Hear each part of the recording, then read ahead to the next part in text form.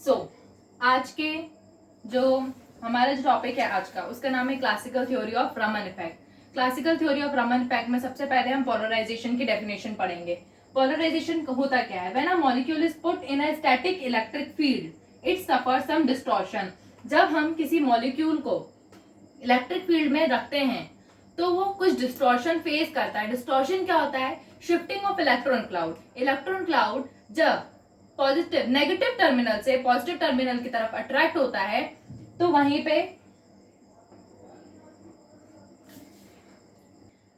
जब ये molecule shift हो जाते हैं पॉजिटिव टर्मिनल की तरफ, तो ये जो शिफ्टिंग होती है इसके कारण ही पोल्स का फॉर्मेशन होता है। पोल्स यानी नेगेटिव पोल और पॉजिटिव पोल। इलेक्ट्रिक फील्ड में नेगेटिव पोल्स और पॉजिटिव पोल्स बन जाते हैं, तो इन्हीं पोल्स के फॉर्मेशन को हम पोलराइजेशन कहते हैं। अब हमने डेफिनेशन कंप्लीट कर ली थी पोलराइजेशन की। अब हम डेरिवेशन स्टार्ट करते हैं। Derivation of classical theory of Raman effect. The separation of charges center causes an induced electric dipole movement to be set up in the molecule is said to be polarized. जब molecules का separation हो जाता है, जब वो अपनी poles formation कर लेते हैं, वहां पे उस फील्ड में इंड्यूस्ड इलेक्ट्रिक डाइपोल मूवमेंट जो होता है वहां पे वो बनता है। उस मॉलिक्यूल के सेपरेशन से जो वहां पे फॉर्मेशन होता है, किसका फॉर्मेशन होता है? इंड्यूस्ड इलेक्ट्रिक डाइपोल मूवमेंट का फॉर्मेशन होता है। और जब मॉलिक्यूल्स में इंड्यूस्ड इलेक्ट्रिक डाइपोल मूवमेंट का फॉर्मेशन हो जाता है तो उस मॉलिक्यूल को हम क्या बोलते हैं? पोलराइज्ड मॉलिक्यूल बोलते हैं। अब हम सेकेंड चीज पढ़ रहे हैं। The induced dipole movement depend upon the strength of applied electric field. जो इंड्यूस्ड डाइपोल मूवमेंट यहाँ पे बनेगा वो किस पे डिपेंड करेगा? वो अप्लाइड इलेक्ट्रिक फील्ड की स्ट्रेंथ पे डिपेंड करेगा। And on the ease with which the molecule can be distorted. Induced dipole movement strength पे तो डिपेंड करता है, लेकिन वो किस पे डिपेंड करता है कि मॉलिक्यूल कितनी इजीली, मॉलिक्यूल का जो इलेक्ट्रॉन क्लाउड है वो कितनी इजीली शिफ्ट हो जाता है। डिस्टॉर्टेड का मतलब हम पहले पढ़ चुके हैं, शिफ्टिंग ऑफ इलेक्ट्रॉन क्लाउड। अब हमने जो भी यहाँ पे डेफिनेशंस कंप्लीट करी हैं या फिर जो भी स्टेटमेंट हमने पढ़े हैं, अब हम उन्हें मैथमेटिकल एक्सप्रेशन में सॉल्व करेंगे। तो यहाँ पे मैंने लिखा है म्यू आई एंड डी यानी induced. Alpha is a polarisability of a molecule and E is an electric field. Mu का मतलब क्या होता है? म्यू का मतलब होता है इंड्यूस्ड डाइपोल मूवमेंट। ये आपको याद रखना है। अब जब हम ये अल्फा क्या है? हमारा कांस्टेंट है, पोलराइजेबिलिटी कांस्टेंट है। जब हम इसको हटाते हैं तो यहाँ पे इक्वल साइन आता है और यहाँ पे हम फिर क्या बताते हैं कि अल्फा क्या है? पोलराइजेबिलिटी ऑफ मॉलिक्यूल को शो करता है। When a molecule is subjected to a beam of radiation of frequency nu, the electric field experienced by each molecule varies according to the equation.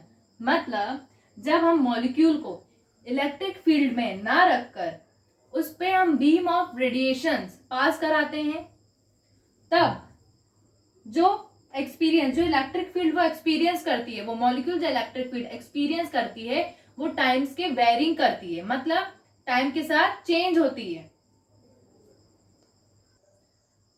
This time varying electric field का expression हम लिख सकते हैं E is equals to E not sign 2 pi nu T.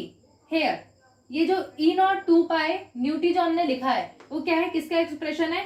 वो electric field जो experience कर रहा है ना मॉलिक्यूल, ये हमने उसका एक्सप्रेशन लिखा है। अब हमने फर्स्ट इक्वेशन में क्या देखा था? Mu induced directly proportional to E. अब mu induce is equals to alpha E. अब जो ई की वैल्यू हमने यहाँ पे निकाली है, अब हम उस ई की वैल्यू को इस इक्वेशन में हमने पुट कर दिया, तो हमारे पास क्या आ गई? ये इक्वेशन आ गई। Mu induce equals to alpha E not sign 2 pi nu T. हमारी क्या हो गई? थर्ड इक्वेशन बन गई।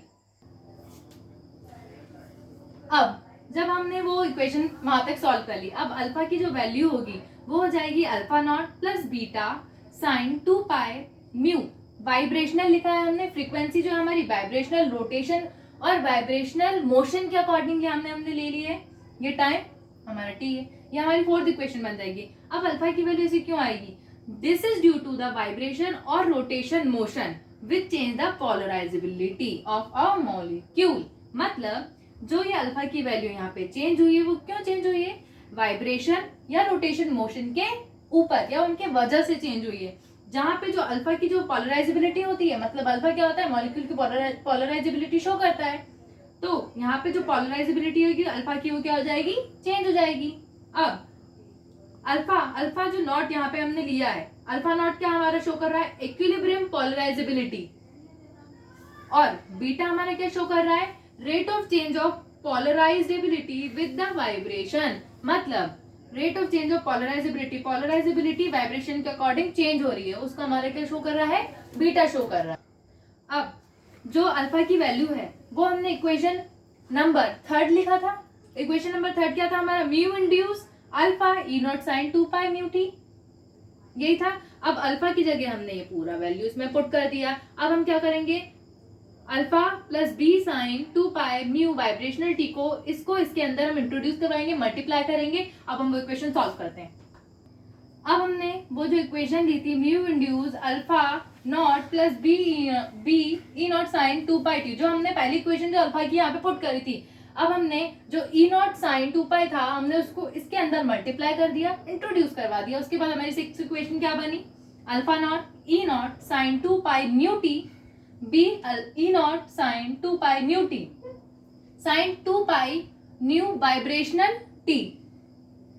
Okay, by using trigonometric relation, 10th class में हमने सभी ने ट्रिग्नोमेट्रिक रिलेशंस पढ़े हैं, तो हमें सिंपल सा फॉर्मूला याद होगा ही, sin A sin B is equals to half of cos A minus B minus cos A plus B. अब हम ये फॉर्मूला इस इक्वेशन में पुट करेंगे और इक्वेशन सॉल्व करेंगे।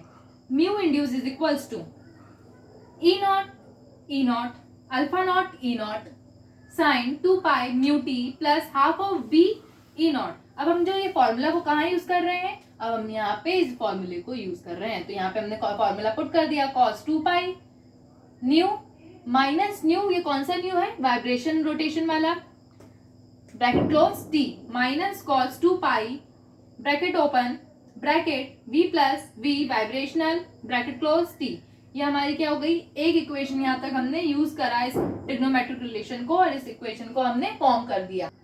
अब जो हमने इक्वेशन निकाली थी ट्रिग्नोमेट्रिक रिलेशंस उसमें अप्लाई करके, उसको अंदर हमने सॉल्व किया, तो हमारे पास क्या आया, mu induce is equals to alpha not E not sign 2 pi nu t plus half of B E naught cos 2 pi multiply dot, अंदर क्या जाएगा हमारे पास, on solving the equation nu minus nu vibrational bracket close t minus half of B E naught cos 2 pi nu plus mu vibration T,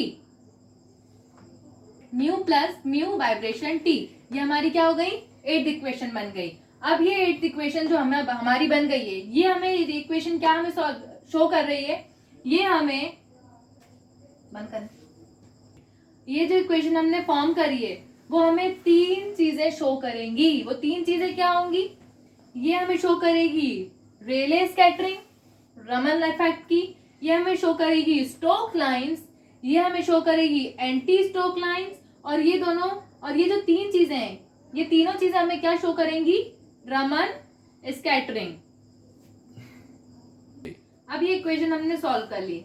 अब हम इस equation के related एक रूल पढ़ेंगे जिसका नाम है सिलेक्शन रूल। सिलेक्शन रूल क्या बताता है, if the vibration of molecule doesn't alter alpha of the molecule then beta is equals to 0 and then alpha is equals to alpha naught। मतलब जो मॉलिक्यूल का वाइब्रेशन है अल्फा के position को, alpha को अल्टर नहीं करेगा, तो जो मॉलिक्यूल रहेगा वो बीटा की वैल्यू क्या होगा, उसमें 0 होगी, और अल्फा की value as it is alpha not ही रहेगी। वो जो हमने अल्फा की वैल्यू निकाली थी, alpha is equals to alpha not plus beta sine करके, वो वैल्यू इसकी यहाँ पे नहीं आएगी, क्योंकि बीटा की वैल्यू 0 हो जाएगी, तो उसके साथ में जो मल्टीप्लाइज वाली जो वैल्यूज थी वो ऑलरेडी 0 हो जाएंगी, और यहाँ पे alpha equals to alpha not हो जाएगा। तो यहाँ पे जो हमने ये कंप्लीट डेरिवेशन कर लिया है Raman scattering, classical theory of Raman scattering का।